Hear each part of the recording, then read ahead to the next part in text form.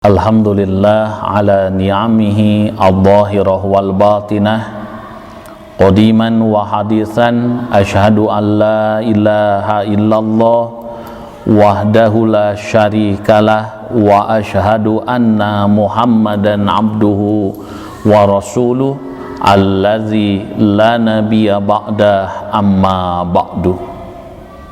Hadirin ikhwatu iman rahimakumullah, jamaah warasatul Quran yang dimuliakan oleh Allah Subhanahu wa ta'ala. Apabila kita memperhatikan kitab-kitab fikih yang disusun oleh para ulama, maka mayoritas kitab fikih tersebut membahas tentang toharah. Kenapa toharoh terlebih dahulu yang dibahas? Hal ini tiada lain menunjukkan kepada kita semua bahwasanya toharoh mempunyai kedudukan yang sangat istimewa di dalam ajaran Islam. Sehingga dalam satu keterangan dikatakan an-nadhafatu syartul iman, kebersihan itu merupakan sebagian dari iman. Oleh karena itu wajar apabila para ulama fikih mengawali kitab-kitabnya dengan bahasan toharah. Lalu apa gerangan yang dimaksud dengan toharah? Para ulama memberikan definisi bahwasanya at-toharatu lughatan, toharoh menurut bahasa tiada lain adalah an-nazafatu, yang berarti tiada lain adalah kebersihan. Lalu menurut syara yang namanya toharoh tiada lain adalah raf'ul hadasi wa ijalatun najasi. Yang namanya toharoh itu tiada lain adalah menghilangkan hadas dan menghilangkan najis. Menurut para ulama, toharoh itu akan ada dua macam. Yang pertama ada yang disebut dengan toharoh maknawiyat. Yang kedua akan ada yang disebut dengan toharoh hissiyat. Apa yang dimaksud dengan toharoh maknawiyat?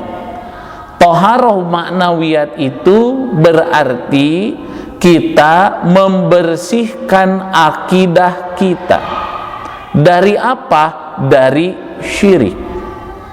Dimana kita tahu yang namanya syirik merupakan perusak tauhid, sehingga di dalam Al-Quran Luqman Al-Hakim pertama kali menasehati anaknya tiada lain adalah bab syirik, di mana Allah Subhanahu wa ta'ala berfirman, a'udzubillahi minasyaitonir rajim, ya bunayya la tusyrik billah inna syirka la zulmun azim.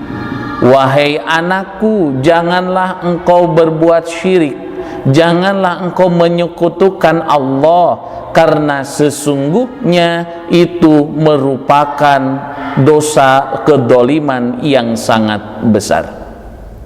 Jadi toharoh ma'nawiyah yang harus kita lakukan adalah bersihkan akidah kita, bersihkan ketauhidan kita dari apa? Dari noda syirik.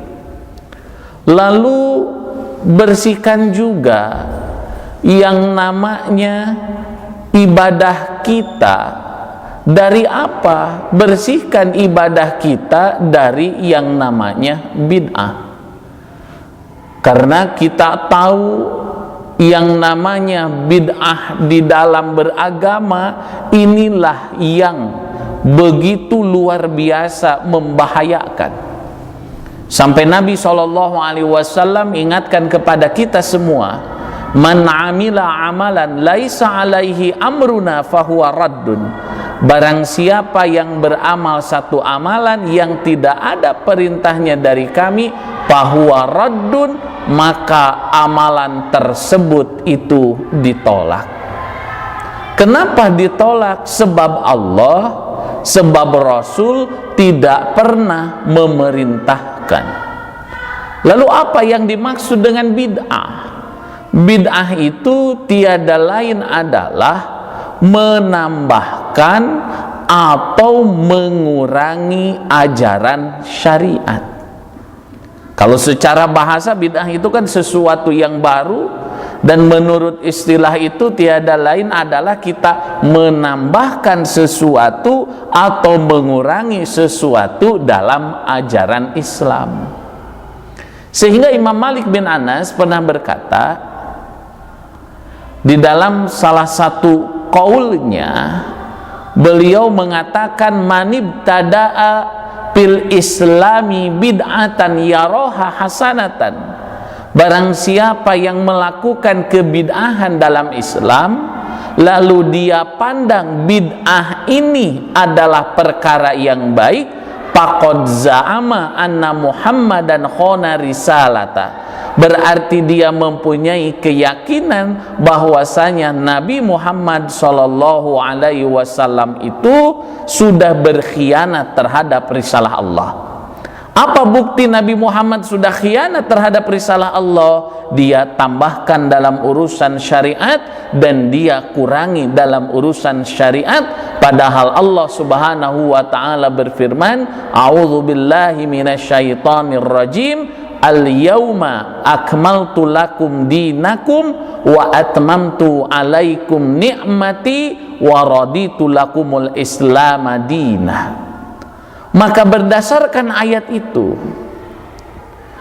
agama Islam ini sudah sempurna, tidak boleh ditambah, tidak boleh dikurangi, bahkan dimodifikasi. Oleh karenanya di dalam prinsip dalam beragama, kita itu harus sami'na wa ata'na, kami mendengar, kami taat. Di dalam beragama itu tidak boleh lebih, tidak boleh kurang, tetapi harus sesuai dengan takaran yang ditentukan oleh Nabi Shallallahu Alaihi Wasallam. Maka syirik, khurafat perusak tauhid, dan bid'ah adalah perusak sunnah. Oleh karenanya yang namanya toharoh maknawiyat, bersihkan akidah kita dari syirik, khurafat, tahayul, lalu bersihkan ibadah kita dari apa? Dari bid'ah. Sebab di dalam kitab Fathul Bari, Imam Ibnu Hajar Al-Asqalani ketika mensyarah ayat wattaqu fitnatan la tusibanna alladziina dzalamu minkum khassah wattaqullaha innallaha syadidul iqab, maka sebenarnya apa yang menyebabkan banyaknya fitnah-fitnah ini turun, banyaknya fitnah-fitnah ini bermunculan, tiada lain adalah ketika agama sudah dirubah. Dengan apakah agama dirubah dan oleh siapa? Orang yang merubah agama, mereka itulah tentunya orang-orang yang paham terhadap agama. Kenapa mereka merubah agama? Satu yang menjadi titik tekan, tiada lain adalah untuk mendapatkan kepentingan duniawi, sehingga asarotan inilah yang menyebabkan orang yang ahli agama merubah ajaran agama.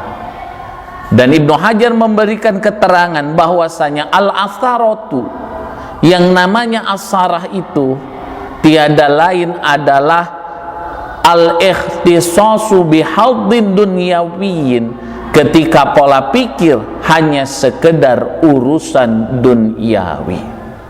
Maka bersihkanlah ibadah kita dari bid'ah sebagai wujud toharoh maknawiyah.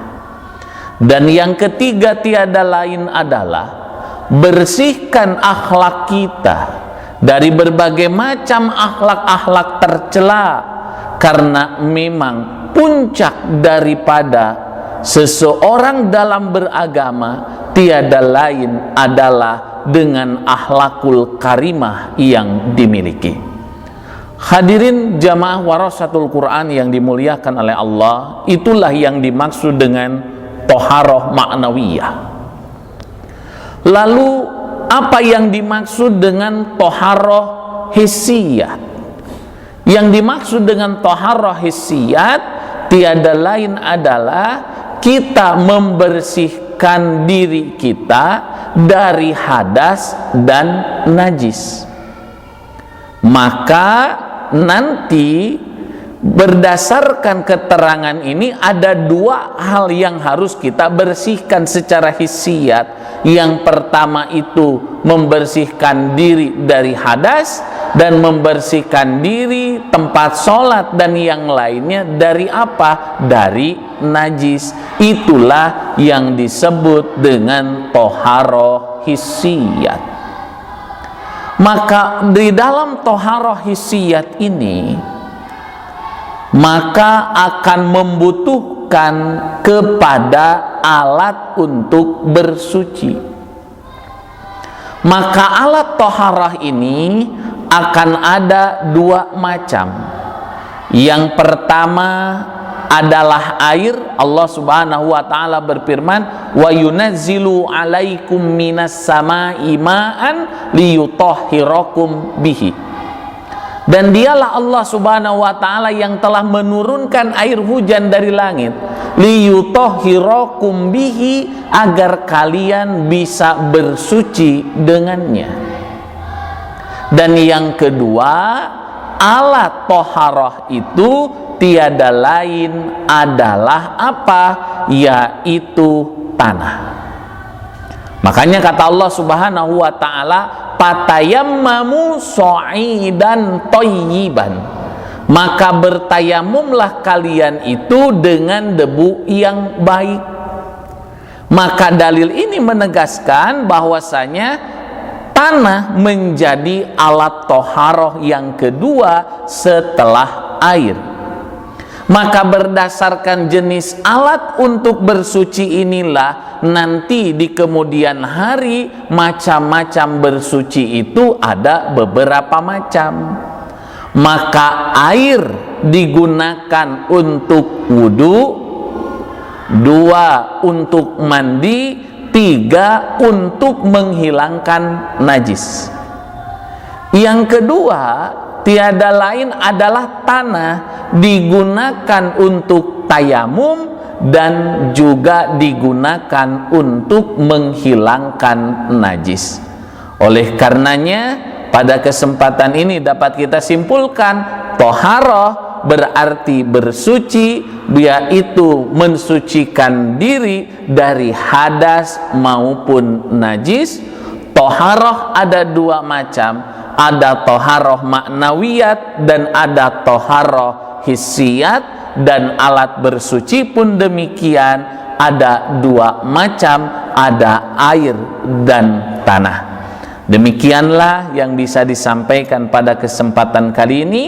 Mudah-mudahan ada manfaatnya. Rabbana atina fid dunya hasanah wa fil akhirati hasanah wa qina adzabannar. Wassalamualaikum warahmatullahi wabarakatuh.